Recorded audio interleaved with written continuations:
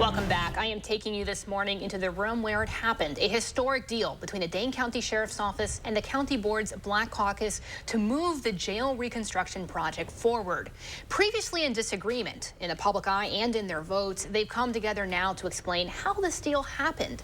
I'm joined by Sheriff Kalvin Barrett and Dane County Supervisor Dana Pellebon. Good morning. Good morning. Good morning. Thank you for having us. Absolutely. And I love that you're both here and willing to just talk about, I mean, this is historic, like I mentioned in my intro. Dana, I want to start with you. The Black Caucus just months ago was very outspoken in the press talking about where they felt this vote was going. There was no agreement.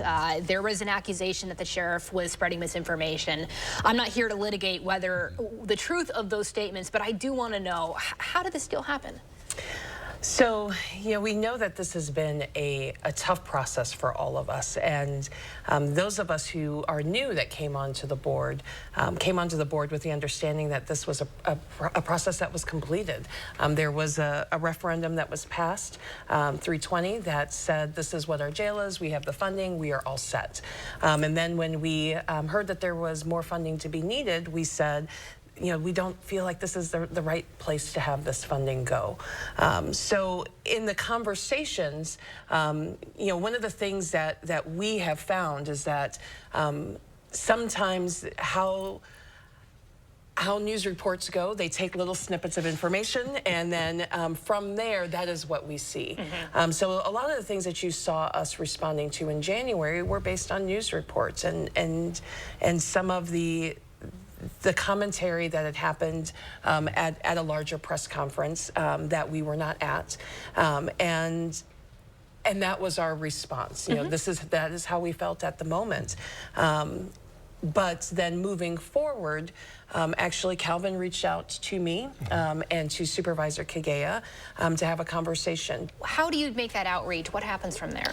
Well, just looking at the climate of our society as a whole, there's a lot of divisiveness in it and a lot of misinformation and things, and I saw there was a lack of that. And in this, we had an opportunity to come together and make concessions on both sides, but more importantly, to come to the table and have a conversation, and that's where things start.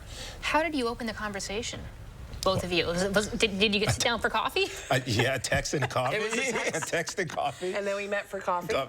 Yeah. So not a very formal process. I mean, when you have those relationships already established, mm-hmm. It really makes it easy to reach out and just have a conversation and get work done, good work done. So you sit down for coffee. Do you come away with the agreement? How does that conversation go? No.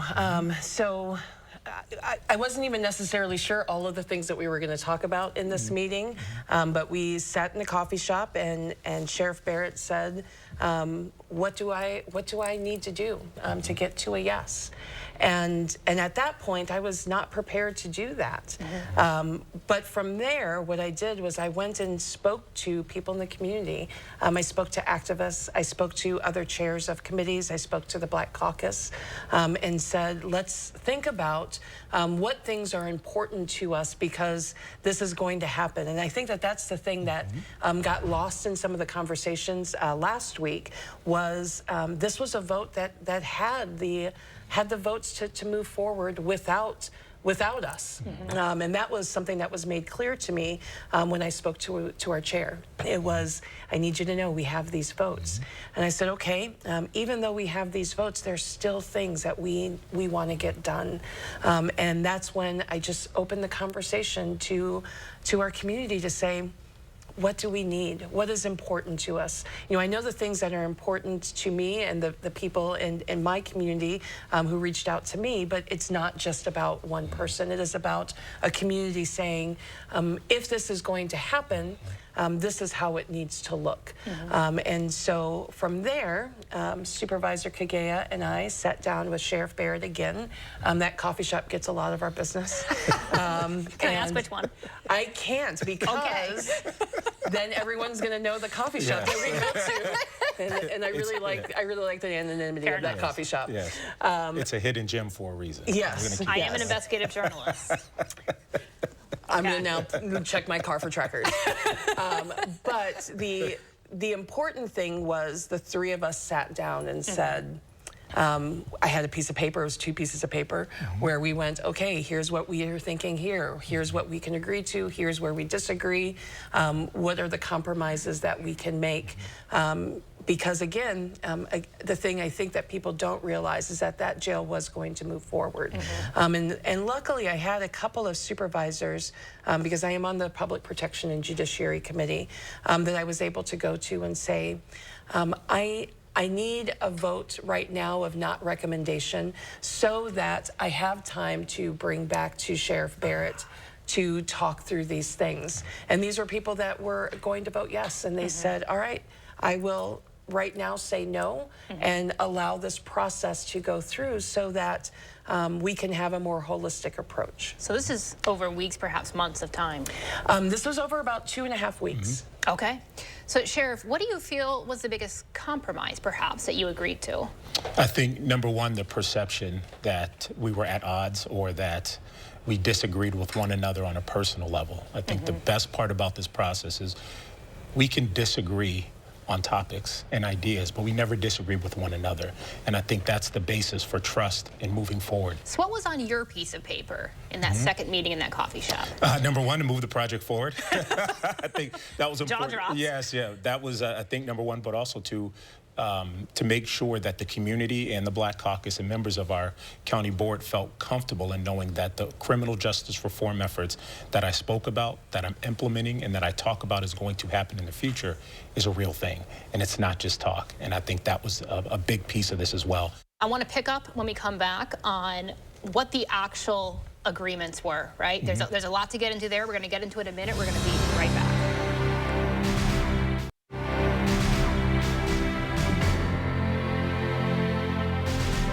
Welcome back. I'm talking right now about the jail reconstruction project in Dane County. I have Sheriff Kalvin Barrett. I have Dane County Supervisor and Black Caucus leader Dana Pellebon with me. We're talking about how they came to this historic deal to move this project forward. It has lagged for years. Can we say almost a decade? A decade. Yes. So we talked in the last segment about this, these multiple meetings that brought you both together. I want to talk now about the actual things you agreed to, right? Dana, you talked about a little bit in broad terms what was important to the Black Caucus, but we saw things come out of this agreement like reducing solitary confinement, like the sheriff advocating to remove federal inmates, that process from the jail. Talk me through what was the specifics of what was important.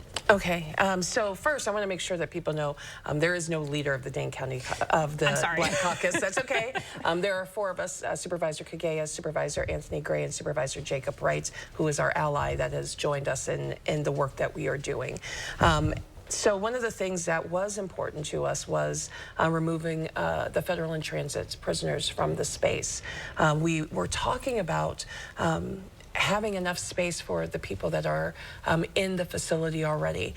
We are talking about staffing shortages. We are talking about a whole bunch of different issues that we really felt, along with monetarily, that was a choice that needed to be made in order for it to move forward. So that was something that was fairly important to us. And Supervisor Wright had a resolution that was going to be on the floor the same day. And we really wanted Sheriff Barrett's support to say, this is one way to move these things forward. In addition, we cannot make good conversations and good decisions until we have all of the data that we need. And we know that there are data analysts that are working on getting us more data. And so that information aspect from the sheriff was really important to us. Sheriff, were any of the agreements difficult for you to come to? No, I wouldn't say they were difficult. It was just understanding and realizing what was important to the community, what was important to our county board. It was all about reform and moving us forward. And I agree 100% with Dana and the other supervisors. We have to focus on more than just the criminal justice system. There are so many other things in society that we have to focus on to help our criminal justice system. Jail is the end of the road, right? Incarceration is the end of the road. We have to make sure we're proactive and to ensure that people aren't getting into the system in the first place. That is why it was so important for us to be successful, we have to focus on affordable housing. We have to focus on education. We have to focus on entrepreneurship. We have to focus on affordable mental health care and medical care, transportation, all of those things that help people before they get into the criminal justice system. And that's something that's been important to me from day one, and it will continue to be important to us as a sheriff's office moving forward. How will you implement some of these reforms? So, for example, there's some database things that I imagine might involve a change to systems. How will you do things like reduce solitary confinement? What's the actual practical steps? Well, for the solitary confinement, number one, we're currently restricted in regards to the environment to which we're housing individuals. And that's why this new facility plays such a significant role in greatly reducing and eliminating solitary confinement. We're forced right now to house individuals in solitary confinement for medical and mental health reasons. And that is something that was important to both of us that we get rid of so that we can move forward and provide people with the appropriate treatment. How did you perhaps flip the votes of other people in the Black Caucus? How did you go back to them and say, hey, we got to be a yes on this? This was a really, really tough spot for us to be in, but we know what the conditions are at that facility. We knew things had to change, and we also knew that we were in a position to move conversations forward that had not been able to be moved forward because we had the ability to have good conversations with the sheriff, with other supervisors, with people in the community to say, you know, we understand that you're at a no, but even within that no, what are things that we can do to move stuff forward? Thank you both so much. I appreciate the conversation. We will be right back.